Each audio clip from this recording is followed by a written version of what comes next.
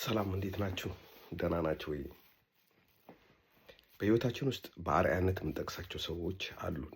መቼም ችላ ስለምንለውና ለዕለት ኑሯችን አይጠቅመንም ብለን በዕለታዊ ነገር ላይ ስለምናተኩር እንጂ በህይወታችን ውስጥ አሻራ የጣሉ ቤተሰቦቻችን አሉ።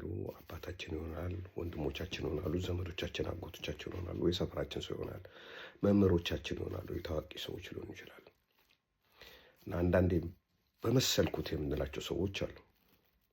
እኔ ዛሬ የማካፍላችሁ ልመስለው ፈልገው የነበረውን አለቃዬ ነው።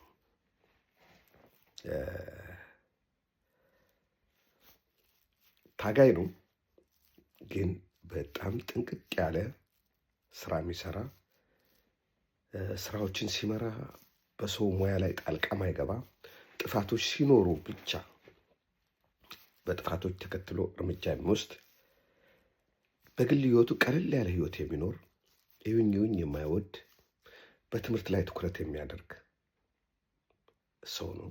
ስሙን በስተመጨረሻ እነግራቸዋለሁ። እንደነገርኳችሁ በፖሊስ መስሪያ ቤት ውስጥ ጥሩ ሰዎችን አንስቼ ከዚህ በፊት እንደማጫወታችሁ ነው። ስለዚህ ወዳጄም ነው፣ ባይዘው አለቃዬም ነው፣ ወዳጄም ነው። ከረጅም ዓመት በፊት ልመስለው የምፈልገው አለቃዬ ብዬ ፌስቡክ ላይ ጽፌ ነበር። አሁን በስራ ላይ አይደለም። ባልሳሳት ጡረታ ባለፈው ከተነሳው ጦርነት በኋላ ያው የትግራይ ተወላጅ ስለሆነ የማይጮ ልጅ ነው። የትግራይ ተወላጅ ስለሆነ በቤቱ ነው መሰለኝ ያለው፣ ስራ እየሰራ አይደለም። ምክንያቱም መንግስት ያኔ የተወሰኑ ሰዎችን በጡረታ በምናምን አድርጎ እንትን ሲል ያስወጣው ይመስለኛል። የሚገርም ግን ድንገት ንገራቸው፣ ገና መጀመሪያ ሲመጡ ያው ተማሪ ሆኖ ነው ኢህአዴግ ትግራይ እንትን የተቆጣጠረው። ከዛ የ9ኛ ክፍል ተማሪ ሆኖ ነው ትግል የገባው። ወደ አዲስ አበባ ሲመጡ አብሮ መጣ። የፖሊስ ስልጠና የሆነ ቦታ ወስደዋል። ያን ጊዜ ባህር ዳሪውን የሆነ ቦታ ታጋዮች የፖሊስ ስልጠና ወስደዋል። ከወሰዱት ውስጥ ነው። አዲስ አበባ እንደመጣ የልደታ ያለው የወረዳ 22 ፖሊስ አዛዥ ነበር። በጣም በእድሜ ወጣት ነው፣ ሀያዎቹ ቤት ውስጥ ነበር። እዛ አዛዥ በነገርበት 23-24 ዓመት ቢሆነው ነው። ከተወሰነ ጎዳ በኋላ ደግሞ የጨርቆስ ፖሊስ ጣቢያ አዛዥ ሆኖ መጥቷል። የጨርቆስ ፖሊስ ጣቢያ ባልሳሳት የመጣው በኢትዮጵያ አቆጣጠር በ86 ዓመተ ምህረት ይመስለኛል።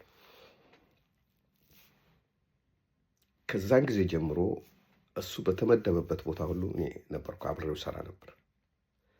እንደመጣ አካባቢ ብዙ ተግባቦት አልነበረንም። ከጊዜ በኋላ ግን ስራዬና የግል አቋሜን በማየት ስላቀረብኝ ጓደኝነትም ነበረን።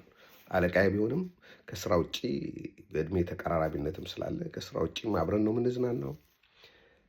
ስራ ቦታ ግን በጣም ሲሪየስ ነው።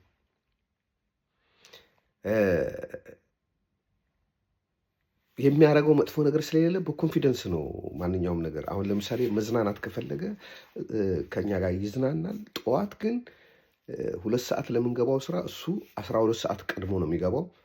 በመጀመሪያ የሚቆጣጠረው ማን ነው? ማታ ከእሱ ጋር የነበረውን ሰው ነው።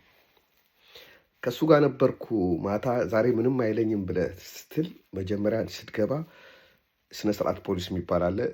በማርፈዱ ቃሉን ተቀበለውና አቅርብልኝ ብሎ ወዲያው ነው የሚወስነው። 10% ከደሞዙ ብሎ ወዲያው ነው የሚወስነው። አርአያነቱ ደስ የሚለው ጓደኝነት ሌላ ነው፣ ስራ ሌላ ነው።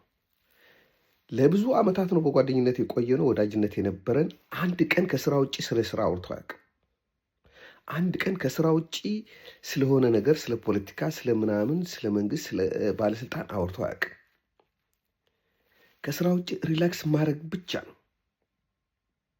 በዛ ላይ ታጋዮች ያን ጊዜ የሚማሩባቸው ትምህርት ቤቶች ነበሩ። አንዳንዶቹ ካቴድራል ይማሩ ነበር፣ አንዳንዶቹ ቆሬ፣ ግንቦት ሃያ፣ የተለያየ ቦታ አጋዚያን በአመት 3 ክፍል 4 ክፍል ነበር የሚያልፉት። እሱ እዛ አይደለም የተማረው። ሽመልስ ሀብቴ የማታ እየተማረ እያንዳንዷን ክፍል 1 ዓመት እየተማረ ከክፍሉ አንደኛ እየወጣ ነበር የሚጨርሰው።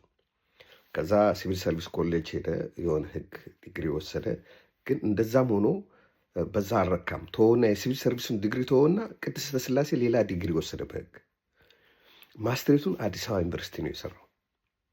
በስራ መደብ ኃላፊነት በጣም የሚገርም ኃላፊነት ነው የሰራው። ከጨርቆስ ፖሊስ ጣቢያ በኋላ ወረዳ 3 አዛዥ ሆኖ ነበር። ከዛ የዞን 1 ፖሊስ አዛዥ ነበር። የዞን 2 ፖሊስ ያን ጊዜ የዞን 4 ፖሊስ አዛዥ ነበር። ፋይናሊ የቂርቆስ ክፍለ ከተማ፣ የቦሌ ክፍለ ከተማ፣ የአዲስ ከተማ ክፍለ ከተማ ኮማንደር ሆኖ የፖሊስ አዛዥ ነበር። በመጨረሻ የአዲስ አበባ ፖሊስ በረዳት ኮሚሽነር ማዕረግ አስተዳደርና ፋይናንስ ነበር። በኋላም የሆነ ጊዜ ደግሞ የጋራዥ ጥገናና የመኪና ምናምንትን የዛ የጋራጅ ኃላፊ ነበር። ሁሉም የስራ ዘርፍ ላይ ሰርቷል። በትምህርት የታገዘ የሚያነብ ከሚደንቀኝ ነገሮቹ ሰዎች አቤቱታ እንኳን ሲያቀርቡብህ እነሱን ቀጠሮ ሰጥቷቸው ይጠራህና እስቲ መዝገብ አምጣልኝ ይላል። መዝገቡን በደንብ አድርጎ ያጠናውና ትክክል እየተሰራ ከሆነ አንተን ሳያናግርህ መዝገቡን ይመልስና ለሰውየው መልስ ይሰጠዋል። ጥፋተኛ ሆነ ካገኘ ደግሞ ከመቅጣት ወደኋላ የለም። አውቀዋለሁ እንደዚህ የሚል ነገር የለውም። ብዙዎች አዛዥ መሆናቸው እንዲታወቅ በሚንጠራሩበት ሰዓት ያኔ መኪና በማይሰጣቸው ጊዜ በሹፌር በሚሄዱበት ሰዓት አንድ ቀን ገቢና ተቀምጠው አያውቅም። ከኋላ ነው የሚቀመጠው። እሱን የሚጠብቁት ተወርዋሪዎች ከፊት አስቀምጦ እሱ ከኋላ ነበር የሚቀመጠው። ይህ ማታ ላይ ተረኛ መኮንን ሲሆን በሬዲዮ የሚሰጥ ምልልስ አለ። ለሾፌሩ ሰጥቶት ነው እሱ መመሪያ የሚሰጠው። ድምፁ እንዲሰማ ብዙ መጫጫ የሚወድ ሰው አይደለም። ሴልና እንትኖችን ፓርሻሊቲ ግሩፕ አይመሰርትም። አብዛኞቹ ታጋዮች ምን አይነት ባህሪ ነበራቸው? እርስ በርሳቸው ግሩፕ ፈጥሮ ሌላውን ሰው ማጥቃት። እሱ ከተቆጣም ከተጣላም በራሱ እንጂ ከማንም ጋር ህብረት አይፈጥርም። ንጥር ያለ የአመራር ችሎታ ያለው የስራ ነፃነት የሚሰጥ የሚሰራና የማይሰራ ሰው የሚያውቅ ለህዝብ ፍቅር ያለው ደስ የሚል የፖሊስ ኃላፊ ኮሚሽነር ወንድሙ ደሳለኝ ይባላል። በመልክ ብታዩት ልጅ ይመስላል። ትንሽ ያን ጊዜ ቀጭን ነው። እንደውም ከሱ ይልቅ ሾፌሮቹ ጋር አዛዡን አናግሩ ተብሎ ሰዎች ሲላኩ ሾፌሩን ያናግሩ ነበር። 10 አለቃ መንግስቱ የሚባሉ በጣም ወፍራም ሰውዬ ነበሩ። አዛዥ በእኛ ህዝብ አእምሮ የተሳለው ወፍራም ሰውና የሆነ ሰውነቱ የሞላ ሰው ነበር። እሱን የእሳቸው ጠባቂ ነበር የሚመስላቸው።